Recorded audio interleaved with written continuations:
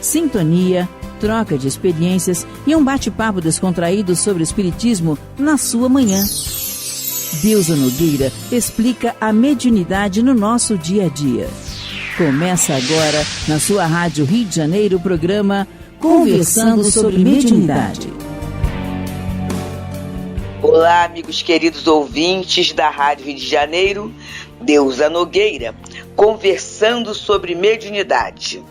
E a gente vai ajeitando nossos estudos, ajeitando a nossa questão técnica aqui e vamos dar continuidade ao estudo da obra No Mundo da Mediunidade, do espírito Odilon Fernandes, através do médium Carlos Bacelli.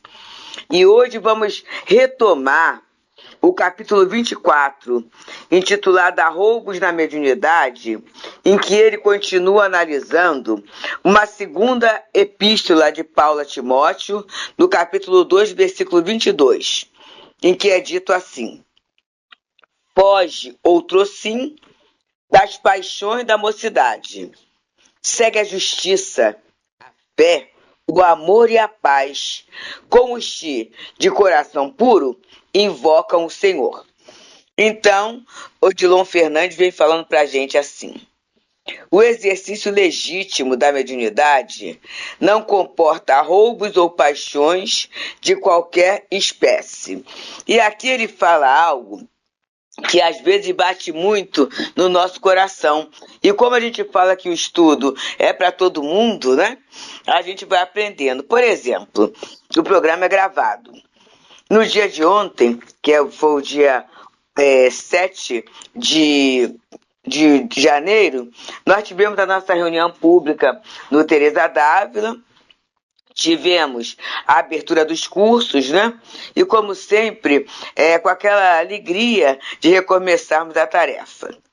Nós tínhamos, até o ano passado, um trabalho de radiação diária, que só não era feito no dia de domingo, porque tem um encontro com o Evangelho de Jesus, e que era o momento também de prece, né? Mas todo dia era feito.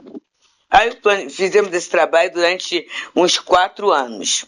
Aí o plano espiritual colocou que era a hora de ter esse trabalho institucionalizado, um grupo específico para o trabalho de radiação.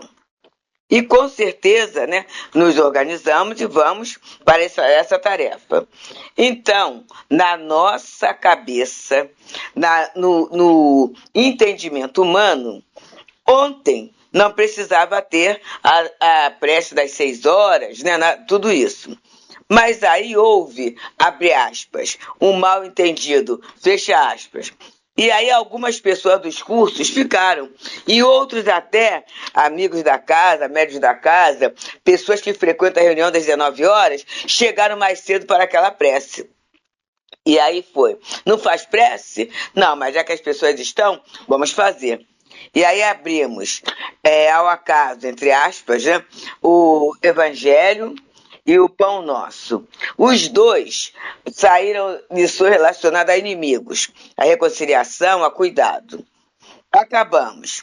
Quando acabamos de fazer as leituras para a prece e tudo, a espiritualidade, né, avisa a todos nós como um agradecimento pelo trabalho que foi feito durante esses 3 anos.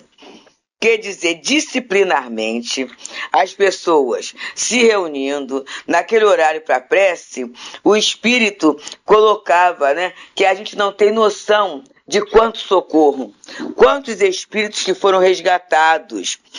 Ele colocou aqueles que quiseram. Quantas resoluções foram tomadas, quanta ajuda foi feita. Olha só, aí a tendência da gente é ficar até vaidoso. Gente, são situações. Mas aí a gente já para e pensa. É nesta hora que então começa a ter o cuidado, para não virar roubo, né? E por isso é interessante que os espíritos só falam do trabalho quando já acabou, porque agora já acabou, né? Agora é uma outra fase, é um outro trabalho. Porque se fala antes, a gente acaba ficando muito excitado, a gente acaba ficando muito desequilibrado até nas paixões, superestimando valores, chegando a conclusões que não são reais.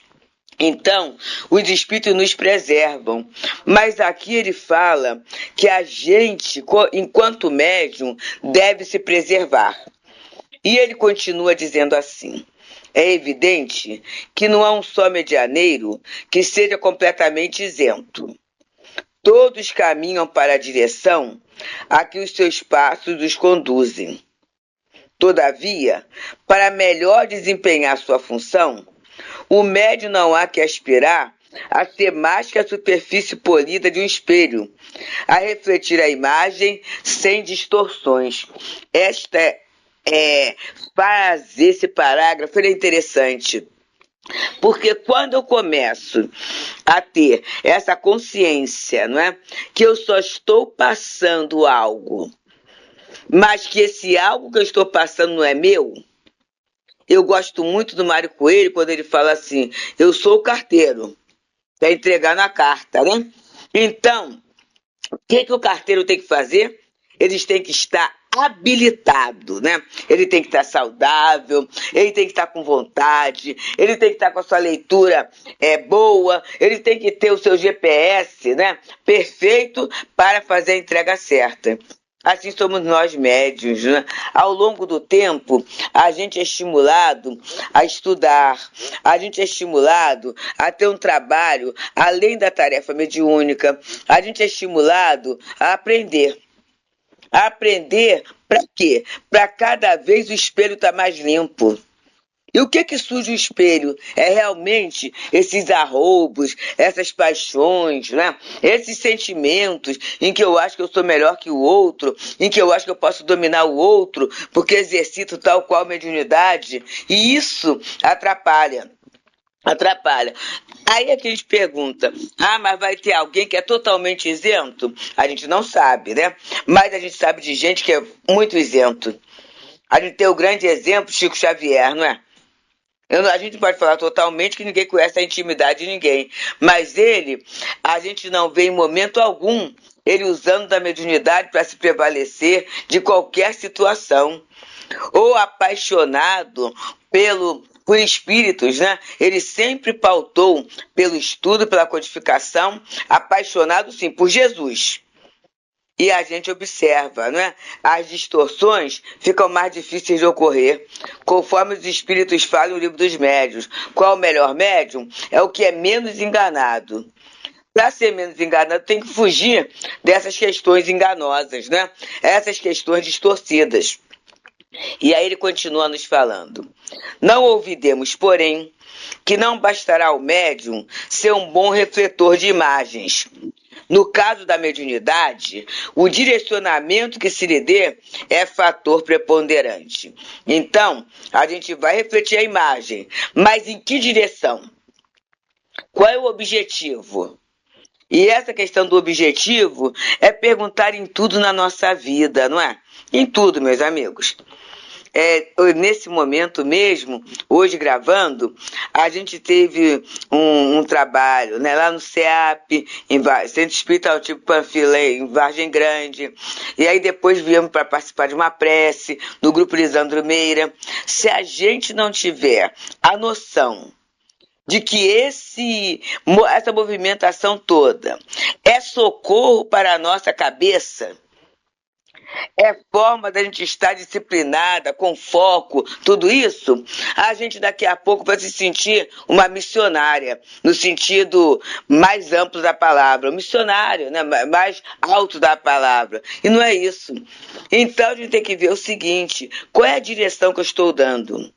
E agradecer pela doutrina que vai nos ajudando a nos direcionar. E ele continua: nenhum medianeiro é instrumento tão passivo quanto se imagina.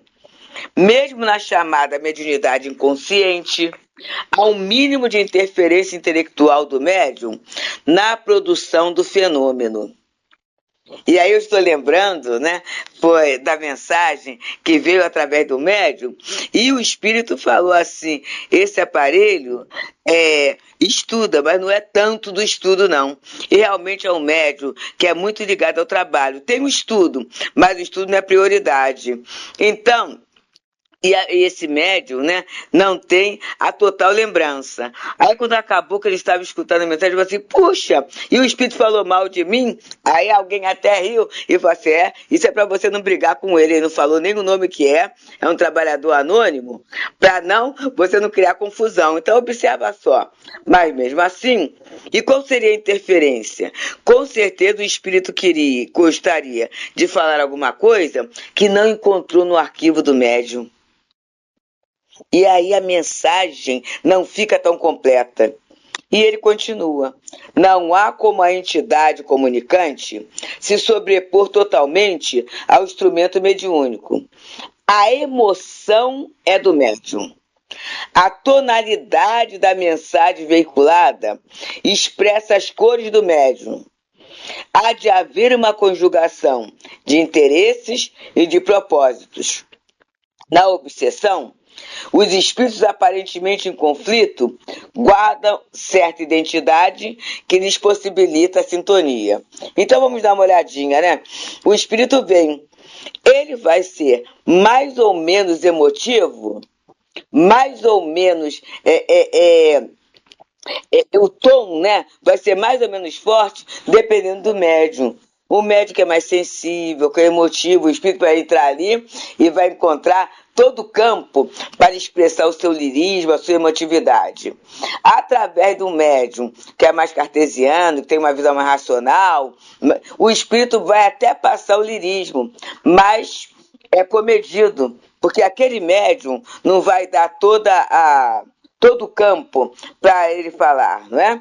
Então é isso. E aí na obsessão, eu achei muito bom quando o Odilon Fernandes fala disso, porque a gente na obsessão quase sempre olha uma vítima e um agressor.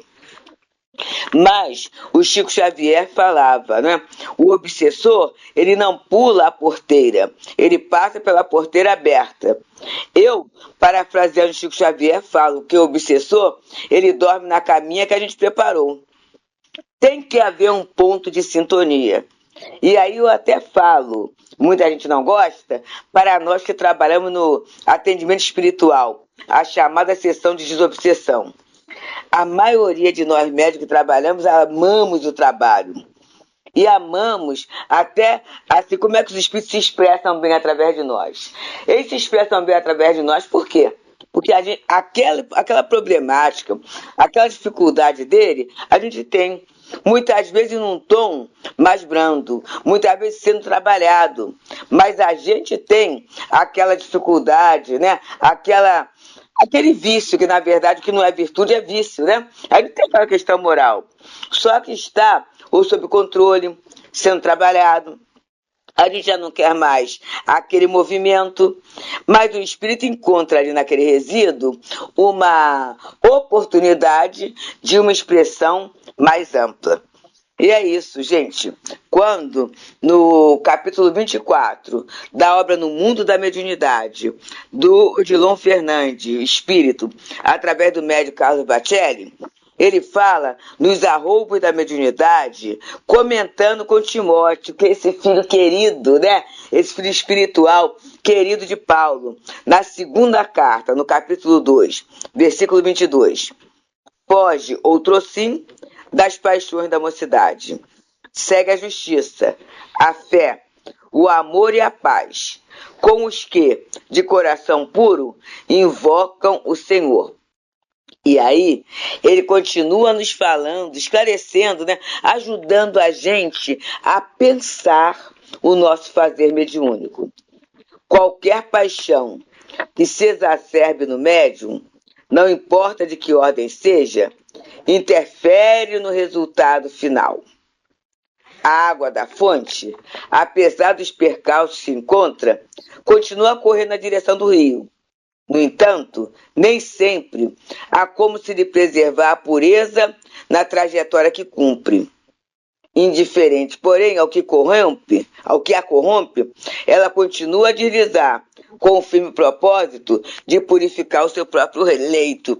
Então a água da fonte passa. E a gente tem esse exemplo no dia a dia. E aí, seu industrial joga tinta. A água vai passar ali, vai ficar na cor da tinta, né? Embora ela continue andando. E à medida que ela vai andando, vencendo obstáculos aqui, ali, acolá, ela vai perdendo aquelas características. Mas o que é jogado ali interfere. Esta comparação é excelente para o médium.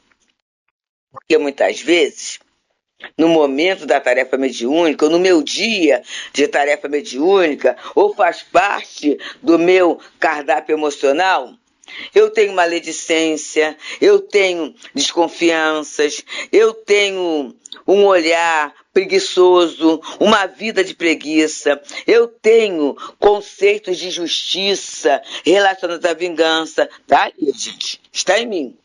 Na hora que a mensagem vem, a mensagem vai passar por essas questões todas, vai tentar sobrepujar. Por quê? É como a água da fonte, que é a força da natureza. E essas mensagens superiores são a força de Deus para ajudar os homens. Vai tentar passar, mas vai encontrar, vai ganhar o colorido dessas situações que muitas vezes o espírito fica sem palavras. Muitas vezes o fluido custa a passar. Em função de quê? Em função do que o médium traz, né? Dessa paixão que está ali. Por isso, gente, é que se pede assim o cuidado, o jejum moral, principalmente antes de uma tarefa mediúnica. E aí as pessoas dizem, mas é que tem que ser santo, né? Quando fala das emoções do sexo, né? Nas emoções da comida, nessas questões todas que são prazerosas, mas muitas vezes a gente não tem o controle desse prazer. E aí acaba havendo grande desequilíbrio, né? A grande perda. Por quê? Porque na hora do trabalho mediúnico, embora eu não pense, eu posso não pensar, mas está em mim. Fluidicamente, magneticamente, há aquele registro. E vai interferir na mensagem, e vai interferir no socorro, vai interferir na qualidade. Então tá aí o pedido, né? Na dúvida abstente, a gente se afastar daquilo que nos faz mal em função disso. E aí continua o doutor Odilon Fernandes a nos falar. O melhor médium, pois, será conceituado por nós não como que menos interfere na produção do fenômeno mediúnico, mas sim o que dele participa de forma consciente e responsável, coadjuvando a entidade comunicante. Bem, em princípio, a gente pode querer a passividade absoluta como garantia, mas o melhor é o quê, gente? É quando o pensamento, o sentimento, o desejo de servir, a intenção do médium casa-se com a proposta do espírito. Aí, gente, é goiabada com queijo, né? É uma beleza, porque o espírito vai fortalecer, ou vai sentir fortalecido por aquilo que o médium tem para indicar, para oferecer. Então é isso, né? E é por isso que a gente tem o hábito, a gente aprende nas casas espíritas o quê? A gente não entra na tarefa mediúnica assim de qualquer jeito. Tem uma leitura do Evangelho, tem uma prece, né? Em alguma de nossas casas até o autopasse, o passe, para quê? Pra gente ir entrando nesse clima consciente e responsável, nessa participação consciente e responsável. É isso, gente. Na verdade, ao invés dessa grande passividade, eu vou ser o cooperador, eu vou ser o parceiro, eu vou oferecer ao espírito a parceria. O que eu vou oferecer? A minha possibilidade mediúnica, e o espírito vai oferecer o conteúdo que ele tem edificante. É muito bom, não é? E aí continua Odilon Fernandes. Quando os desencarnados puderem contar mais com médiuns, sem que a insegurança, a dúvida e o preconceito se lhes interponham, a fenomenologia espírita se enriquecerá sobremodo. Olha, amigos, que coisa boa, né? Olha só, a insegurança, a dúvida e o preconceito. A insegurança, sou médium mesmo? Será que a minha produção é boa? Né?